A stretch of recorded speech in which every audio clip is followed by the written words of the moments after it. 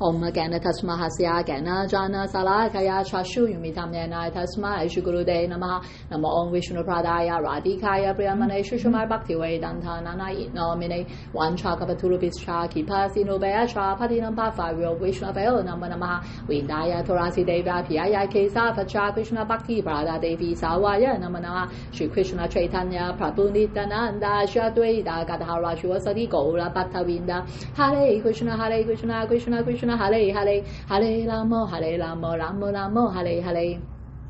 好啦，咁先咧向我嘅靈性導師啦，北挑維登吞那拉 Goswami Maharaj 頂拜啦，亦都咧向我嘅訓示嘅靈導師啦，北挑維登 Swami Maharaj 頂拜啦，亦都咧向我哋嘅傳系啊，呢、這個整個嘅呢個 Rupa-Ruga 嘅司徒傳系嘅列師列宗咧係頂拜啦，咁咧亦都向今日嘅聽眾啦、朋友啦、臨在嘅朋友啦，或者咧其他新嘅朋友，如果聽到呢個課啦，咁咧嚟到頂拜啦。如果今日嘅課啦講得係有唔啱啦，或者係有錯漏啦，請多多包涵。Hare Krishna。好啦，咁今日咧繼續咧就係、講我哋未講呢個今日啦，呢個2025年12月28號啦。咁今日咧就我哋心靈瑜伽嘅15歲嘅生日啦。咁我哋咧喺2010年啦嘅12月28號啦，咁成立咗呢個心靈瑜伽輔導及培訓有限公司啦。咁咧就係師傅啱啱就係做一日咧就係2010年啦。咁咧做一日咧就係即係我唔記得咗係遲一日定係做一日。咁咧就係隱跡啊，離開咗呢個物質世界，我就成立咗。我仲嗰時就哎呀死啦！師傅你走咗，我仲開咗呢檔嘢點算咧？其實咧佢離開嘅意思即係隱跡啦，再唔係呢一個物質世界咧顯現啦，但係其實咧佢一直咧都係同我咧陪住我咧度過呢15年啦，好多風風雨大家都聽過啦，都知道好多呢個關於好多 miracle 啦，好多嘅奇蹟嘅出現啦，咁所以咧好辛苦好艱難捱到呢15年啦，亦都唔知會唔會咧係可以繼續做啦，但係我係歸依嘅，咁所以咧如果佢願意嘅咧，我會繼續做啦；如果佢覺得我要做第啲服務啦，我就會做其他服務啦。咁所以咧今日係心靈瑜伽嘅15歲嘅生日啦，咁琴日就我自己嘅生日啦，咁亦都全奉獻啦，陪阿媽去睇中醫西醫啊，乜叉都睇晒啦，咁咧都係去奉獻嘅，咁所以咧希望咧可以繼續咧就係為 Krishna 同埋師傅咧係做服務。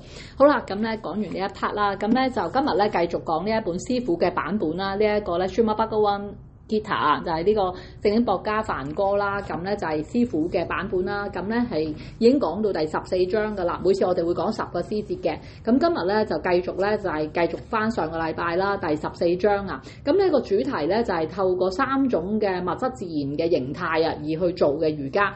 好啦，咁咧就第11個詩節啦。Sawa Devasa Deha Shimha Pargasha Upajate Janara Yadu Tara Riya Rihanam Sarata Yita Yuta。 好啦，咁咧呢一個詩節咧就係講到啊，好啦，原來咧我哋呢個身體啊，咁咧當呢個身體我哋呢個身體啦，所有嘅大門，咩叫門咧？我哋呢個身體咧就係呢一個咧9門之城啊，係有9道門㗎。咁咧就我哋嘅耳仔啦，同我哋鼻哥啦，呢啲係其中2道門啦。我哋叫一啲叫求知嘅感官啊。原來咧透過呢啲嘅覺醒咧嚟到咧，即係當我哋啊一路咧就係去覺悟到呢啲嘅有幾樣嘢，呢啲感官，呢啲感官咧，當你望到一啲嘢咧，我哋叫感官嘅對象。咁咧就係當你咧透過呢個感官，即係接觸到一啲感官嘅對象，而跟住咧你又產生咗一啲咧喜惡啊。好啦，咁咧呢啲咧即係呢啲咁嘅嘢啦，當出現嘅時候啦，原來咧咁樣嘅話咧，而你又中意嘅，你係開心嘅、快樂嘅即係呢啲嘅感受走出嚟嘅話啦，原來咧當時啊喺3種嘅物質自然形態裏邊啊，你就係屬於一個叫善良嘅形態啊。好啦，咁所以咧就講下咩叫感官對象啦。咁因為可能有啲新朋友啊唔認識啦，感官對象咧就係可以，即係你可能係見到嘅車啦，可以係喐得嘅生物啦，總之一啲嘅嘢你望到，譬如食得嘅嘢啦，呢啲叫感官嘅對象啦。最明顯嘅女人啦、男人啦，即係你中意嘅男人啊、中意嘅女人啊、你中意嘅車啊、你中意嘅動物啊、你中意嘅食物，呢啲叫感官嘅對象。當你隻眼望到、及到、睇到，當你耳仔聽到，或者你鼻哥聞到一啲好氣味，你好中意。好啦，原來咧呢一個咧就係開始咧，你同呢個物質咧有一個接觸啊。咁所以咧即係當呢個物質接觸，即係你中意啦。咁咧而你又保持住一個咧就係快樂嘅跡象啊，即係你覺得好中意好開心啊。咁當時咧就係一定係喺3個善良嘅形態咧係咩咧？第一種咧就係呢個善良嘅形態啊。咁咧呢一個善良嘅形態咧咁我哋叫做咧喺物質自然嘅狀態裏邊啦。咁咧你就會咧，佢會有啲咩情況咧？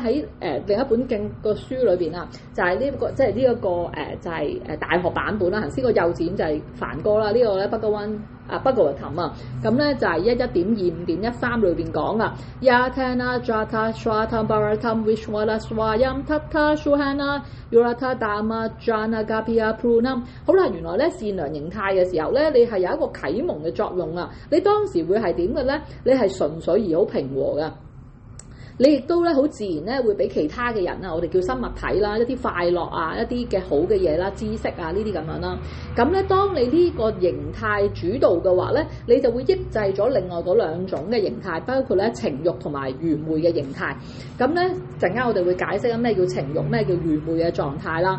咁你做嘅嘢係完全唔一樣，即係當你善良嘅形態嘅時候咧，你係充滿知識㗎，同埋咧你係咧好想幫即係你會好想去同人分享啊，去幫人啊。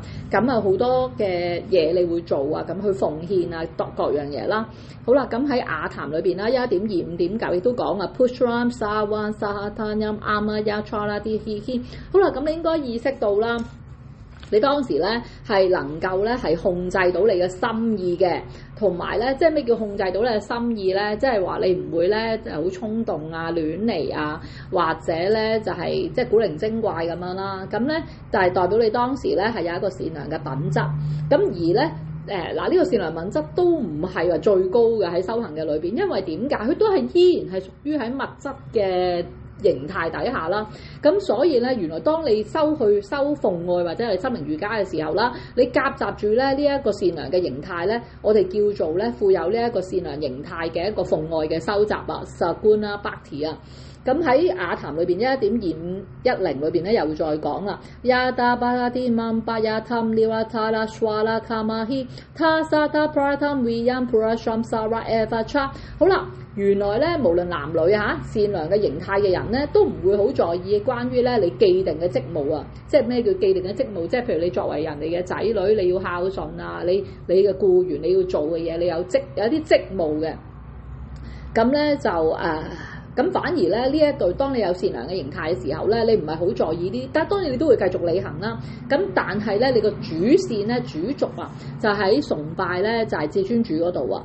咁所以咧，梵歌9.27裏邊啦，提及到呢一個有物質嗰個品質嘅奉愛啊，係點樣嘅咧？Ya koshi ya anasa ya jarasidaracha ya pratasma kurata ya kurashramra apranam。好啦，咁咧就講到話昆蒂嘅仔啊，即係指緊我哋啦。咁呢個再有機會再解釋啦。無論你履行咩活動都好啦，無論你食緊啲咩嘢，無論你聽啲咩嘢或者做啲咩都好啦，無論你嘅祭祀或者你做布施，即係你去幫其他人都好啦，無論你去做乜嘢嘅苦行啊，記住通通咧都供奉俾佢啊，俾主啊。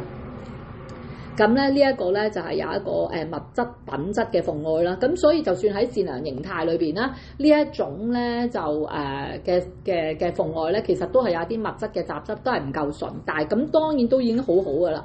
咁所以咧，當你係喺保持住一個善良嘅形態嘅話啦，咁你就會充滿知識啦。你成日都想去渴求一啲知識啦，你會願意同人分享啊，你會去布施啦，你咧個人好平和平靜啦，你會去幫人啦，你會諗到人哋嘅需要啦，即係你會係喺呢一個嗰個狀態。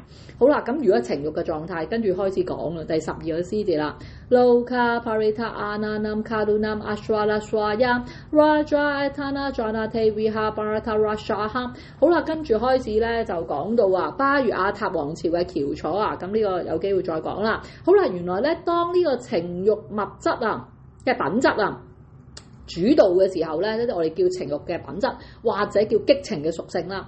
咁唔係善良啦，咁你就會出現啲咩徵兆咧？咁你睇下，你聽下自己有冇啦。嗰陣時咧，你會時時咧都會有一個好強烈嘅貪婪啊，同埋咧你好中意咧過一啲奢華嘅生活啦，即係想嘆世界啦。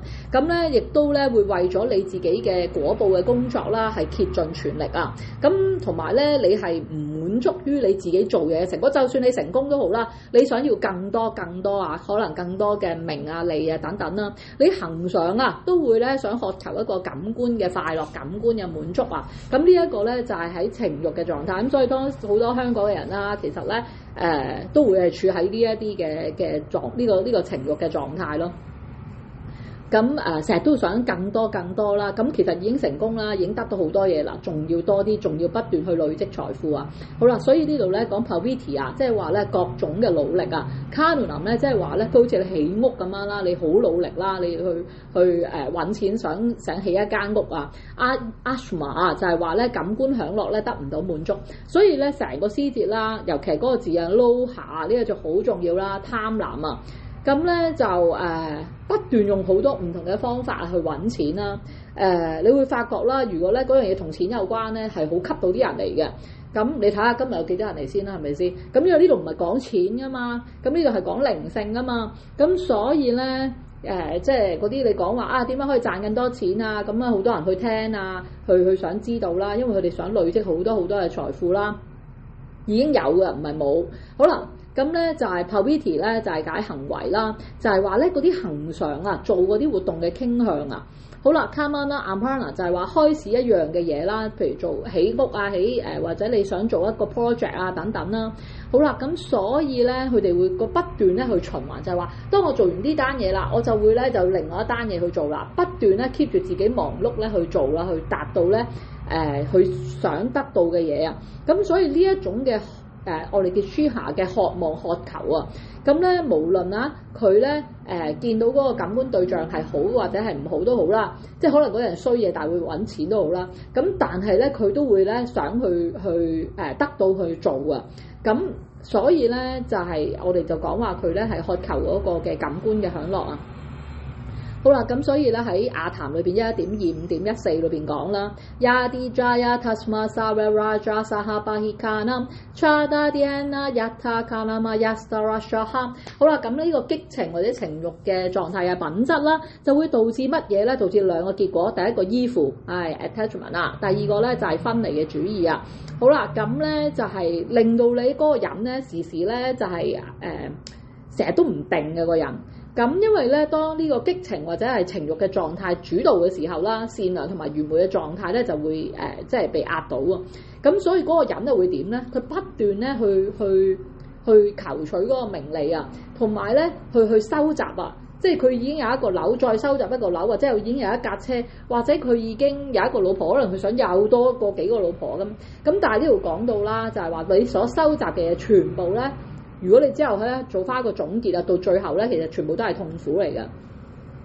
好啦，咁喺雅談 1.25.9 啦就見到啦 Kamadini Rako Utam， 你應該明白，當你去渴求嗰個感官對象嘅時候啊，就係咩咧？就係一個情慾形態嘅做主導啊。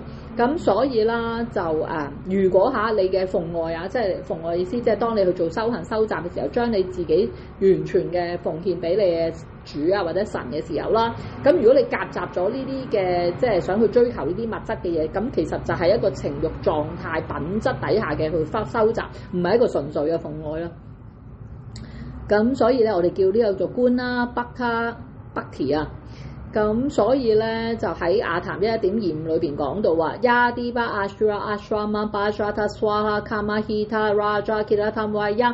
當一個人為咗要得到呢個感官對象而去崇拜神嘅時候啊，原來咧佢同佢嘅崇拜啊都係一個咧情慾激情嘅狀態嚟㗎，唔係一個咧純粹嘅狀態嚟㗎。因為咧啲人諗住我揾多啲錢啦，我就可以攞啲錢咧嚟買一啲好啲嘅祭品啦，我起一間好靚嘅廟啦。咁跟住咧，或者我會做嗰啲布施咧，全部都好名貴啦。啲大師嚟咧，我俾一間好靚嘅屋去住啦。俾一架好靚嘅車再去周圍去傳教啦。即係你會諗好多，我揾到錢啦，我揾到錢咧，我就做呢啲咁嘅嘢啦。呢啲就係情慾狀態嘅收集啦。神冇叫你俾架 Benz 去坐嘅喎。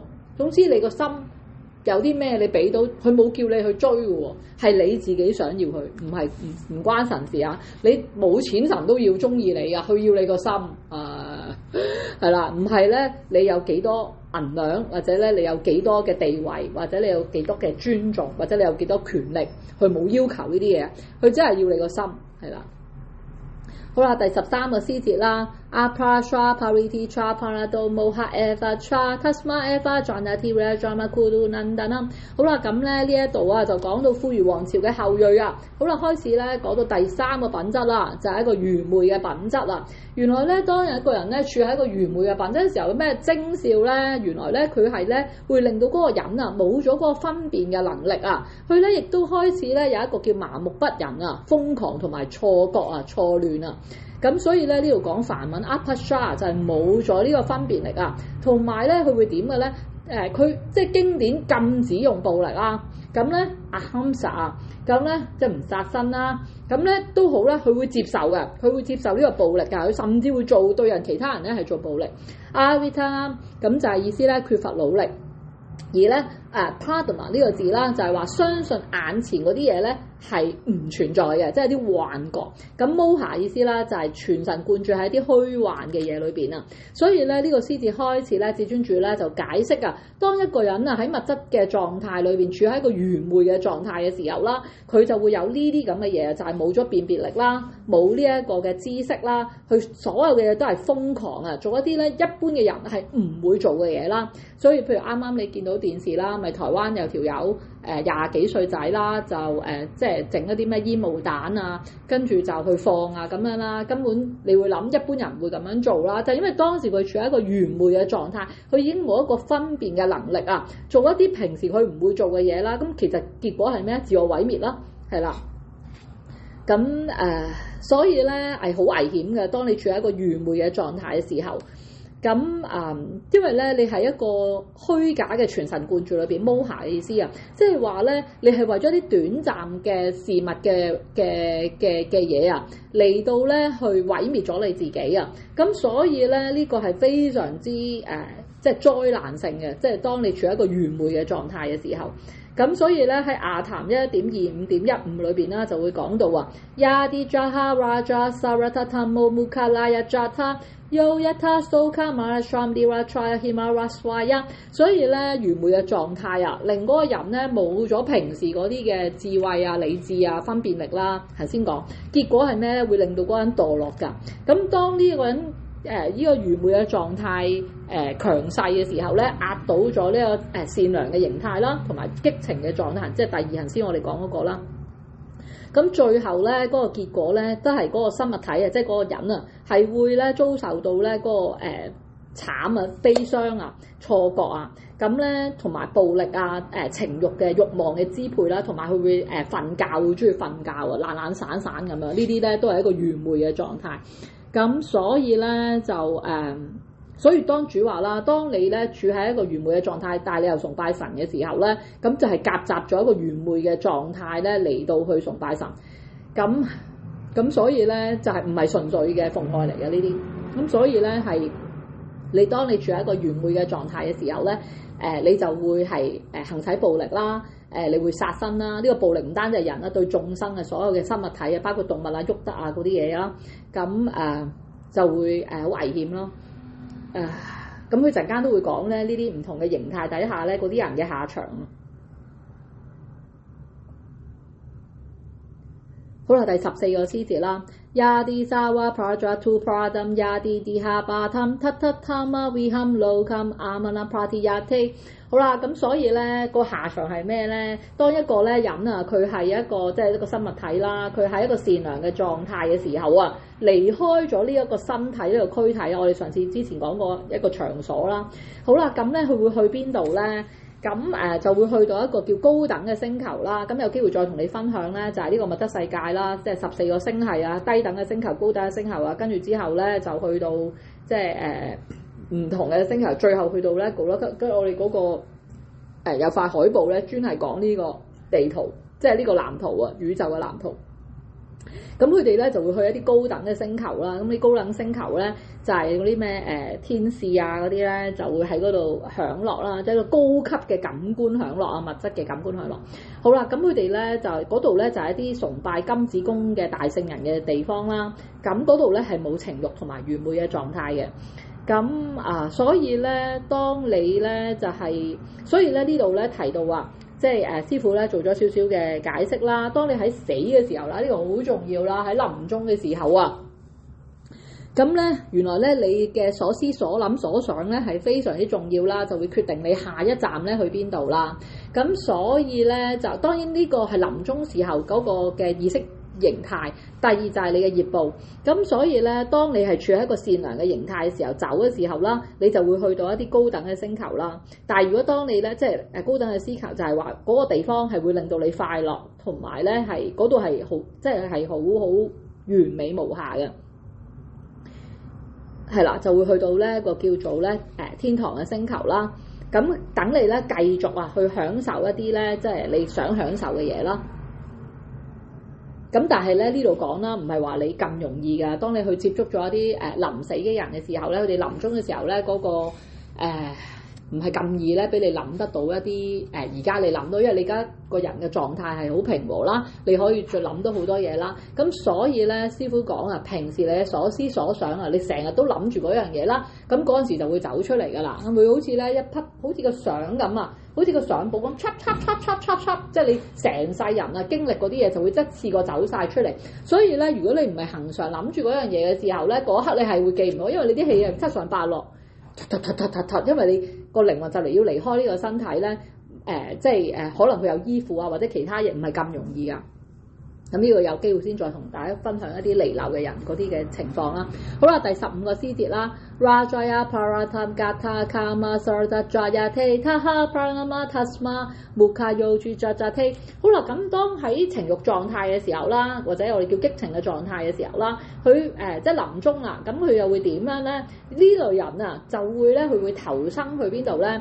佢就會投生去一啲咧，即係一啲嘅啲物種啊，佢係依附嗰個果報工作啊，即係譬如可能啊，佢係仲可以有資格咧，俾佢可以做人啦，因為你可以投生去一啲嘅曱甴啊，或者樹啊，呢個樹嘅意識形態係最低啦，跟住咧喐得魚類啦，即係鳥類啦，或者咧係動物啊，爬蟲類啊。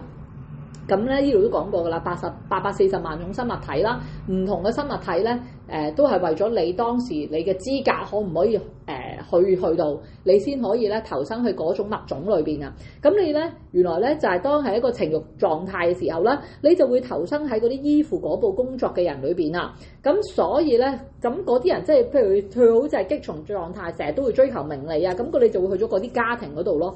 咁而愚昧狀態嗰啲嘅人咧，佢喺死亡嘅時候咧，死亡嘅意思就係話你要完結你喺呢一個物質世界裏邊嘅一切，係啦。咁即係你即係嗰個靈魂咧離開呢一度個身體咧，就會即係一個即係屍體啦。咁所以咧就我哋叫做隱跡啦，即係唔再喺呢度展現啦。你其實未死嘅意思，即係唔係即係我哋對死亡嘅意思就係話你只係即係。轉換呢個衫咯，即係轉另一件衫，即係另一個身體啊。其實咧，靈魂係唔會死嘅。即係經典講啦。咁所以咧，嗱呢度咧佢講卡瑪沙堅咯，依附嗰部活動嘅人啊。好啦，咁所以如果一個人咧喺情慾嗰個狀態嘅時候咧，佢就會投身喺啲果報嘅活動嘅人嘅家庭啦。咁佢就會跟住咧嗰啲家庭咧就會俾咗佢啲聯誼咧，就俾佢繼續去追啦，追求啲成功啊、名利啊嗰啲啦。因為佢當時佢個心係咁㗎嘛，咁神咪話：咁既然你個心係諗呢啲嘢，我咪俾你呢啲嘢咯，俾你咯。咁咧嗰啲愚昧狀態嘅一啲嗰啲人喺死嘅時候咧，臨終嘅時候咧，佢就會投身喺一啲動物嘅物種啊。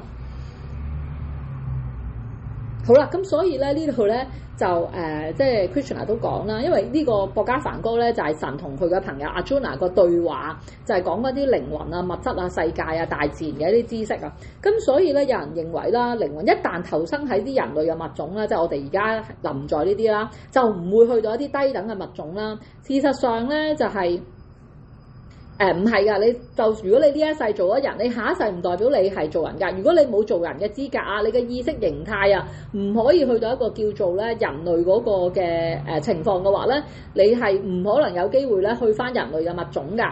譬如如果你係食肉啊，即係你係一個殺生啊，即係咁你就會去一啲食肉性嘅動物嘅軀體裏邊啊。咁因為你中意食肉啊嘛，你咪會去翻嗰啲咯。所以師傅都講過有一個課㗎 ，eat 啊 eat 啊 eat 啊 eat meat 啊，你食肉啊就係調翻轉咧就係 eat you 啊，即係嗰啲物種咧，即係嗰啲動物啊，當佢有機會去升翻到一路不斷投生去翻人嘅時候，佢就會咧嚟食翻你嘅。後邊都要陣間後邊都會講到，因為咧呢一個係大自然嘅嗰個嘅嗰個規律嚟㗎。即係全部咧，你嘅嘢咧，全部咧都係記錄帶㗎，唔係話有人睇到先係㗎，所有嘅嘢都會睇到晒。咁所以咧呢度講啦，如果咧從事暴力嘅活動啦，咁一定係落地獄㗎啦，唔使講啦。咁從地獄翻之後咧，會唔會可以再次投身為人咧？亦都要睇下你嗰啲嘢咧清到幾多，即係你殺咗幾多生物啊，幾多嘢啊，你先可以有機會咧升翻上去啊！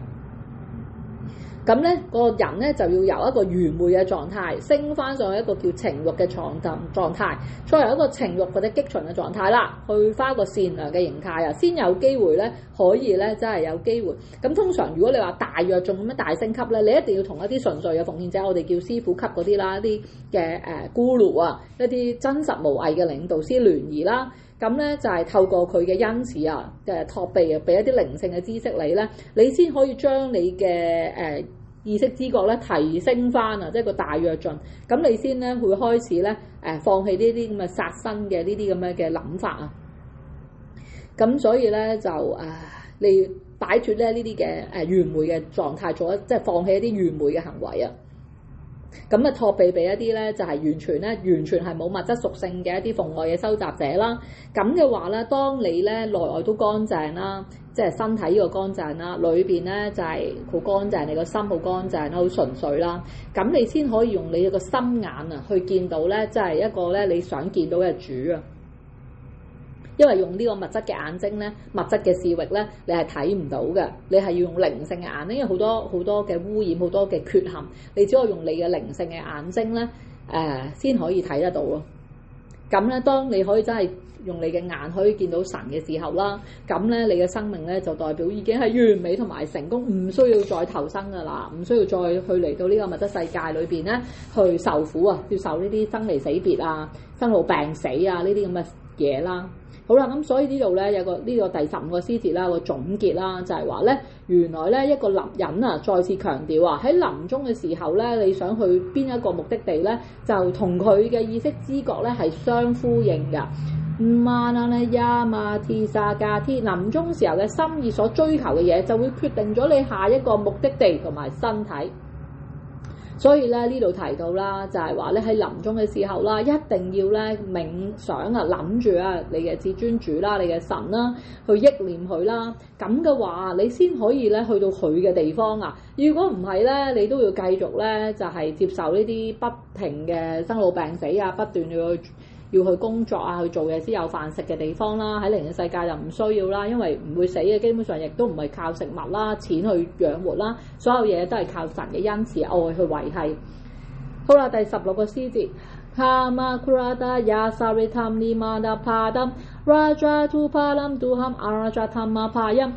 咁呢度提到話智者啊、智慧嘅人啊，就講到啦，原來咧善良形態嘅虔誠活動啊，就會賜俾我哋咩咧？開心同埋純粹嘅結果啦。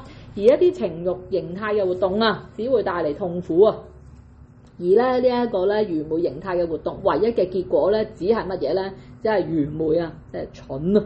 所以咧就有未得咁樣咧去履行呢一個善良形態啦嘅一啲既定嘅職務嘅結果啦，就係帶俾你咧善良啊、純粹啦，而泰然自若平和啊。咁呢個 ajna 啊，意思就係話咧冇咗呢一個嘅即係嗰啲嘅遲鈍啊、嗰啲嘅愚昧啊咁嘅嘢。所以咧就係呢度有一個小小嘅注釋啦，嗰啲善良形態嘅人啊，會繼續咧去造福自己啦、社會啦同埋大眾，去做一啲好榮神益人嘅嘢啦。佢哋嘅活動咧，可以視為係一啲虔誠嘅活動啊 ，Punya Karma 啊。而嗰啲履行呢啲虔誠活動嘅人啊，咁喺呢個物質世界咧係好快樂咁樣生活㗎。咁咧通常呢一類人咧，佢哋有機會咧係會得到聖人嘅聯誼啊，咁就發達啦。係啦，咁咧都係即係聖人嘅聯誼咧係咩意思咧？就係話咧，當你同佢接觸啦，你俾一啲少少嘅捐獻物質嘅錢佢，其實佢根本就唔需要啦，因為已經佢根本無求啊。咁但係咧，你俾物質嘅嘢，佢就會俾翻，因為呢個所有物質世界嘢都冇 free lunch 嘅，冇免費午餐嘅，你要得到一啲嘢，你要付出。咁所以當你俾少少嘅布施啊，少少嘅錢啊，或者買少少嘅水果啊俾佢啊，咁佢會回饋翻啲俾你咧，就係俾翻啲靈性嘅知識啊。咁所以就算你同聖人一剎嘅見面啊，其實佢已經攞走咗你好多衰嘢噶啦，去開啟你嗰個靈性，開啟你嘅靈性嘅視域，令到你咧唔係話你即刻變咗另一個人，而係你嘅視域有一個物質嘅台，你開始咧多少少係靈性嘅頻道，你睇同一樣嘢，你嘅視域、你嘅層次就唔一樣啦。咁所以開始咧，以前令你煩嘅嘢，而家你有靈性知識去 back up 咧，你開始咧，你就會用另一個角度咧去睇啊，你知道哦咁樣啦。咁所以咧，你裏邊咧依然咧就係百毒不侵啊。所以個靈性嘅知識咧係非常之重要噶，佢同物質嘅知識係完全唔一樣噶。尤其係嚟自一啲真實無偽嘅聖人啊，講俾你聽嘅經啊同埋課啊，唔係你自己睇書裏邊，因為喺書裏邊冇 mood 噶，冇嗰個心水噶，冇高低起伏啊嗰啲嘅，係得個平字嗰啲文字，所以咧全部嘢都係 lock 住噶。嗰本書裏邊嘅內容係 lock 住咗，好多嘢咧嗰個知識深層嘅知識你係得唔到噶，但係聽聖人去講一個課嘅時候咧，佢就會將裏邊嘅嘢嗰啲 lock 住嗰啲嘢咧解鎖啊，令到你咧更加深入知道咧呢一個詩句深層嘅意思係乜嘢啊，你先會真係有一啲叫覺悟啊。如果唔係，你只係知道咧表面嘅知識。因為你冇得到聖人嘅聯繫去開啟啊，佢哋係有嗰個視域睇到一啲你睇唔到嘅嘢，所以咧嗰啲情慾形態嘅人啦，去履行嗰啲活動嘅時候咧，佢哋結果咧係會痛苦啊，因為佢哋嗰個依附啊，呢樣你中意物質嘅嘢啊嘛，咁你咪嗱，譬如你中意錢嘅，咁你不斷去追求錢咯，係啦，咁你追到嘅，你會追到想繼續追啦，更多嘅錢啦，女人一樣啦。咁追唔到嘅，你更加會追啦。咁所以成日都係徘徊喺咧追求到，追求唔到，追求到。咁你追求好多，你又驚自己會失去啦。成日都係好驚嘅。咁所以咧唔可以叫做咧活在當中嘅，當下活唔到嘅，因為佢哋係處於一個情慾嘅狀態。所以呢度講啊，先會導致痛苦啊。咁所以咧，為咗瞬間嘅感官享樂啊，而履行活動咧係一無是處嘅。呢度講履行呢啲活動嘅人一生咧都苦不堪言，得唔到真正嘅快樂。咁所以咧，如果你要快樂嘅話，你要擺低呢啲嘢啦，係啦。你越追嘅話咧，佢就會 lock 住你，鎖住你。你中意啊嘛，係咪 lock 住？好似啲繩咧，嗰啲鎖啊，綁住嗰啲靈魂啊，等佢嘥晒啲時間啊、精力啊去追求呢啲嘢。更加重要嘅嘢咧，佢唔記得咗咯。因為 Maya 咧嗰個假象已經將嗰個靈魂咧係蒙蔽咗，搞到佢不斷去追啲嘢。死嘅時候咧，你連你個套衫啊、你嘅壽衣都帶唔走啊！點解咁重要呢啲嘢？咁你花咁多時間精力係啊，反而你嘅靈魂咧一啲嘢都冇得到。好啦，咁愚昧形態做主嘅人咧，佢咧呢度講啊係劇痛之源啊。咁死後咧會投生喺啲蟲啦、鳥獸啦或者其他低等嘅物種啊，見唔到太陽啊，啲好矮嗰啲啊。咁咧好矮小啊！嗰啲愚昧形態嘅主要徵兆咧，佢哋係會點咧？佢會殺生啦，佢中意食肉啦。所以咧，嗰啲屠殺動物嘅人啊，佢唔知道啊！呢度講啦，同一頭嘅動物啊，將來咧翻嚟啊，會投生咧某一個形體咧，翻嚟會殺死佢啊！所以你要明白呢一個係自然嘅法則。所以你唔好問你而家點解要受呢個苦？點解你而家會俾人殺？點解無端端嗰啲人？咁多人唔強姦要強姦你，點解好多嘢會淨係發生喺你身上，其他人冇？同埋你話我根本冇做到衰嘢，我冇犯過咩，我同佢又冇關係，點解我要遭受到呢啲苦啊？你要明白，咁你之前生生世世嗰啲嘢咧，你係做過，你而家去到呢個即係因為咧，當個靈魂確認咗要再投生嘅時候，佢之前嘅記憶全部咧都會。刪除咗啊，係啊，你唔會記得，所以你以前做過嘢，你完全唔記得啦。而家你只係去受緊，所以當你而家受苦嘅時候，你要記住，你係清緊你啲衰嘢。當你而家開心嘅時候，好順利嘅時候，你就係消除緊你嘅一啲嘅福報。咁所以咧，如果一個人殺死另一個人啊，喺呢個物質世界，佢嘅處理係咩啊？咁可能會死刑啦，或者係坐監啦，呢個係國法。好啦，咁但係蠢嘅人啊，愚昧嘅人，佢唔知道啦。至尊嘅控制者係成個宇宙嘅原初嘅控制者啊，佢唔能夠容忍喺佢嘅地方裏邊，即使一隻螞蟻啊被殺死都好啦，肯定嗰個人都要受罰㗎。咁所以咧，為咗滿足啊你嘅感官嘅享樂，你嘅味蕾啊，而參與殺生呢個咧，經典講啦，就係罪大惡極啦。咁咧，尤其係咧喺經典裏邊啦，講到啊，牛啊，母牛啊。同埋咧公牛啊，我哋咧視作為爸爸媽媽，因為所以咧殺牛係一個大罪嚟嘅。喺偉大經啦同埋宇宙古史裏邊都講到殺係一個最大惡極嘅行為啦。因為點解咧？牛媽媽啦就會提供呢個奶，我哋視為母親啦媽媽啦。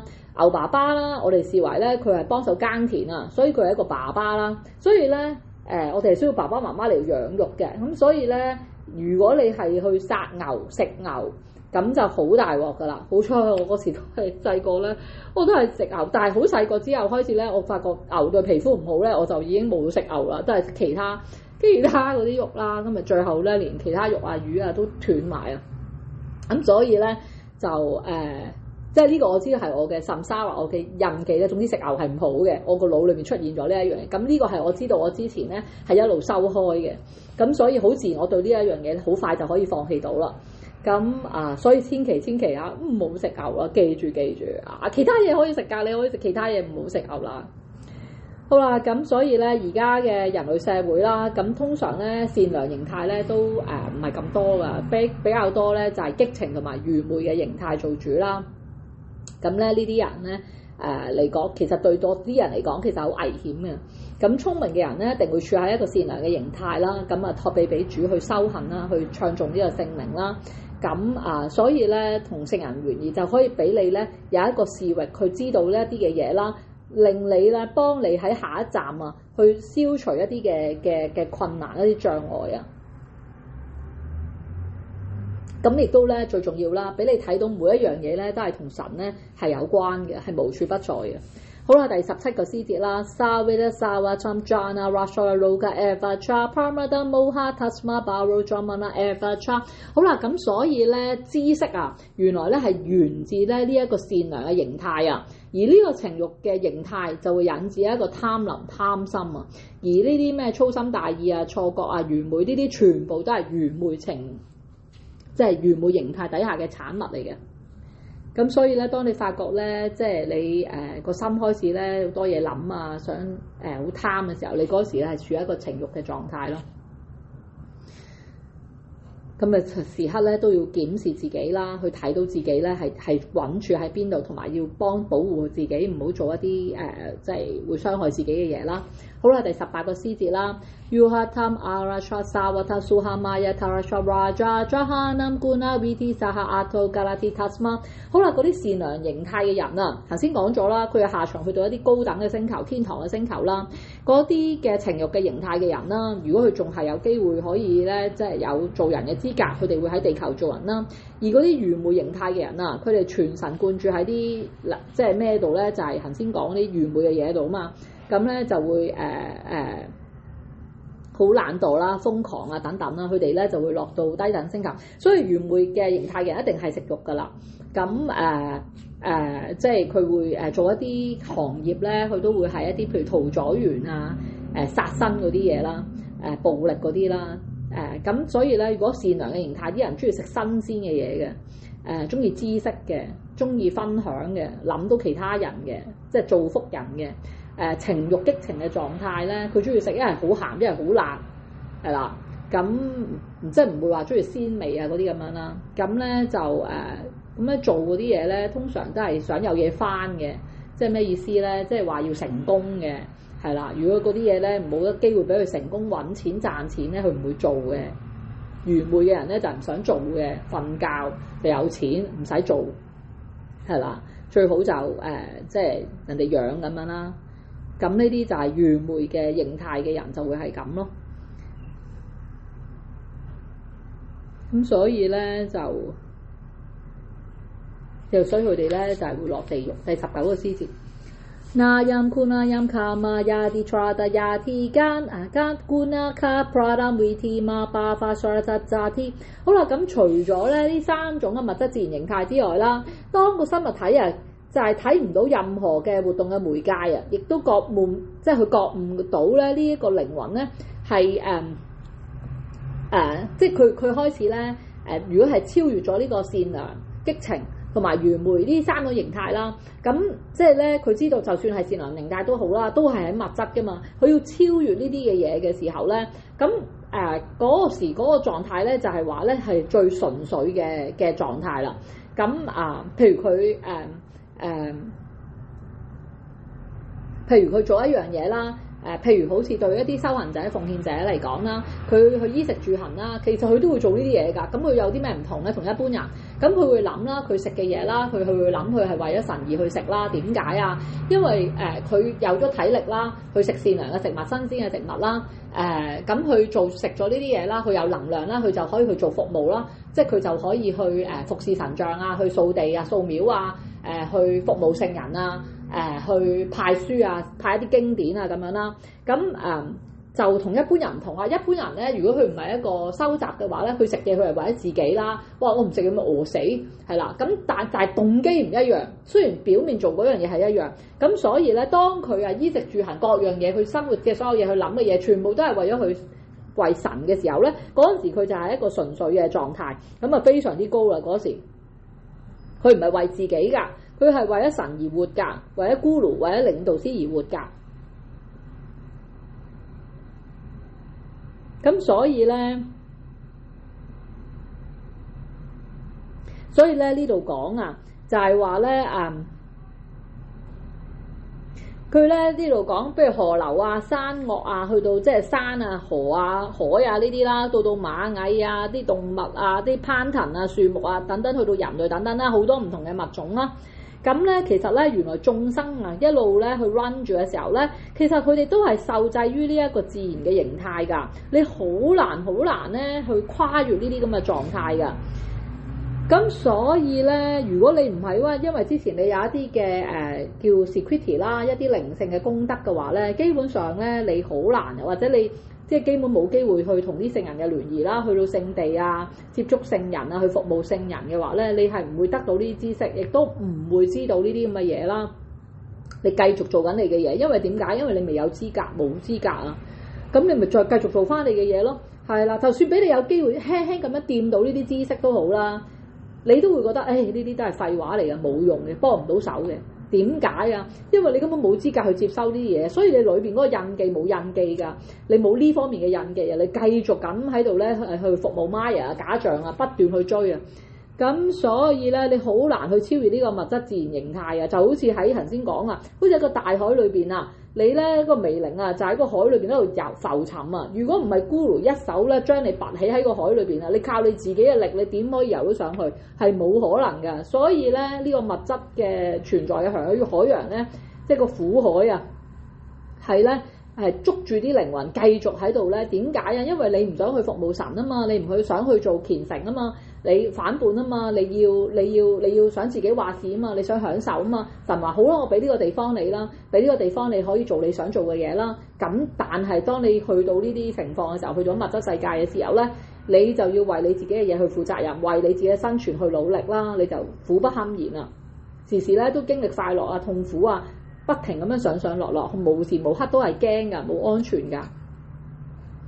因為你要話事啊嘛，神話好，你要話事，你要自己去作主。我俾你感官享樂啦，我俾呢個地方你創造呢個地方就係俾呢個靈魂咧係去覺悟，俾佢去享樂啊。但係其他時間係一個地獄嚟嘅。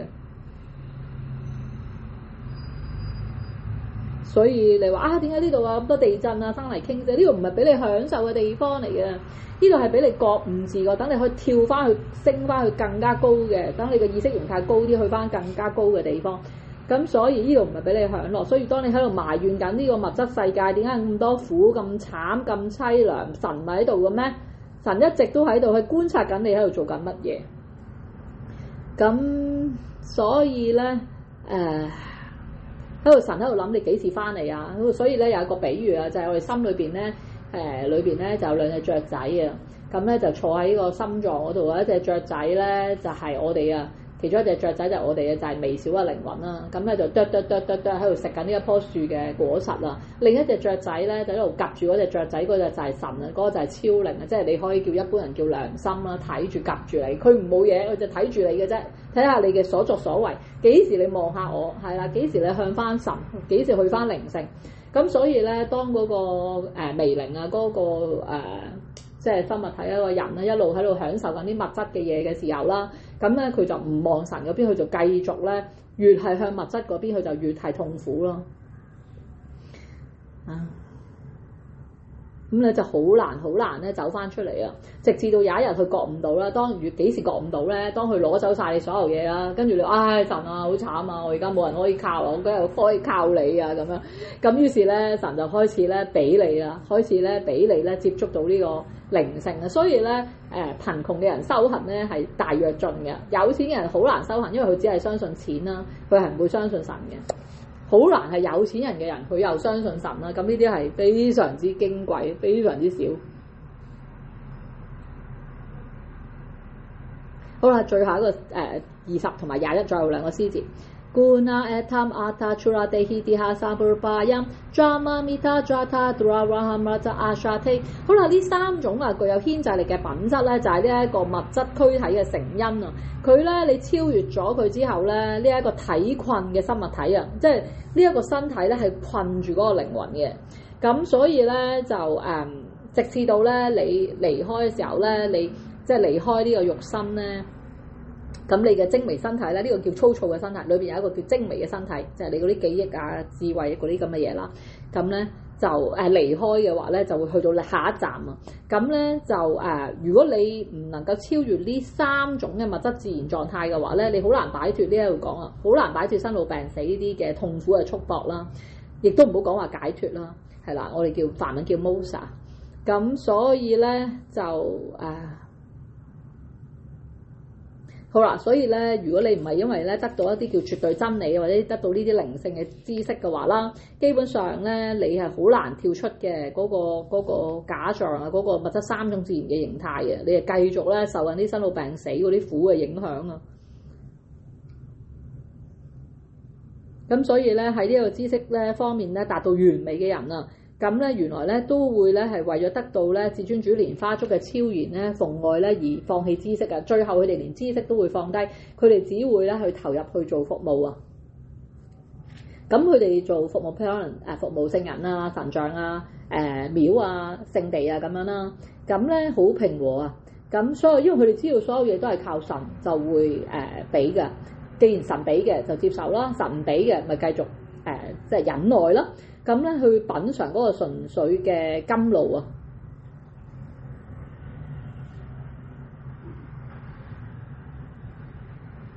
咁所以呢度提到最後一個喺雅壇啦10.14.4裏邊講 Shraddha Swaham Bhaktin Yudasya， 之後至尊主嘅純粹嘅奉獻者啊，佢哋先可以超越呢一個物質嘅自然形態啊，其他走唔到啊，走唔到。咁之後咧，第21個詩節咧，佢就開咗個頭嘅。Arjuna Yuatra Kavinigam Chuna Guna Atta Uta Bharata Praho Kin Atra Kada Trada Chuguna Arata Jate。咁啊，Arjuna就問啦：主啊，咁點樣可以即係超越咧呢三種即係具有牽制力嘅人有啲咩徵兆？即係點樣可以跨越咧呢一個嘅三個嘅物質嘅形態啊？其實嗰啲人咧，究竟佢係點嘅咧？即係嗰啲聖人啊，佢嘅行為舉止係點嘅咧？點樣超越各種形態咧？就會喺下個禮拜咧再繼續同大家講。好啦，One Chakra Paturu Bishra Kipa Simul Becha Party Number 5 Vishnu Bell Namo Namaha。